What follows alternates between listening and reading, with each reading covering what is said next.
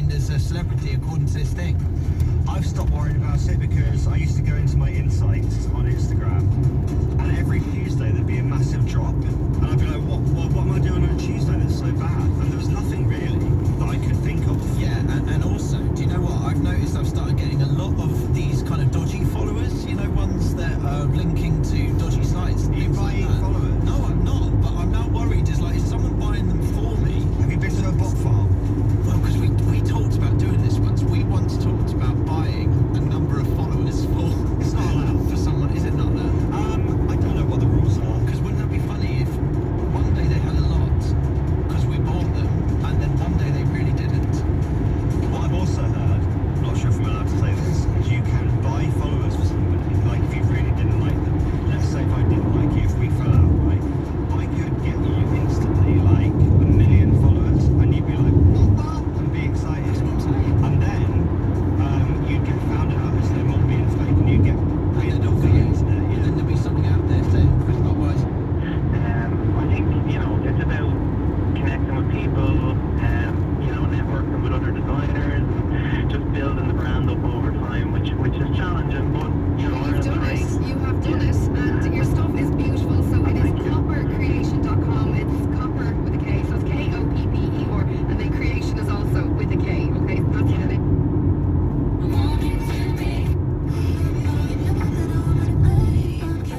Local tourist attractions. I bet some of them have a few enough followers that...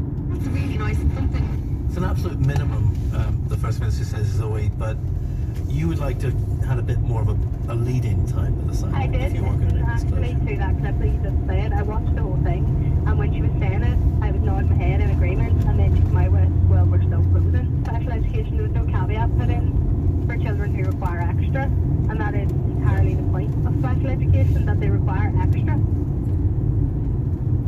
Tony, could it have been possible within the ambitions of this restriction model to introduce a special set of scenarios for children with special educational needs to give them that rhythm, that regularity and that care? I'm absolutely certain it could have been done. There's a report came out just a few days ago looking at the experience of education across the 4 parts of the UK, and the one thing that came through loud and clear in that report was that the group who were least well served during the previous lockdown were children with special education needs and vulnerable children. And so there should have been a lot more attention and thought given to how to deal creatively with the circumstances of those children.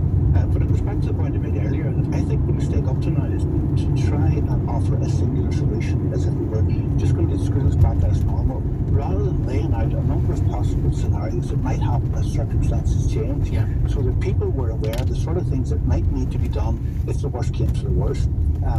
So this has crept up on us, it's been dropped on us with no forewarning, and I think that's what's creating a lot of these uncertainties and a lot of this unhappiness.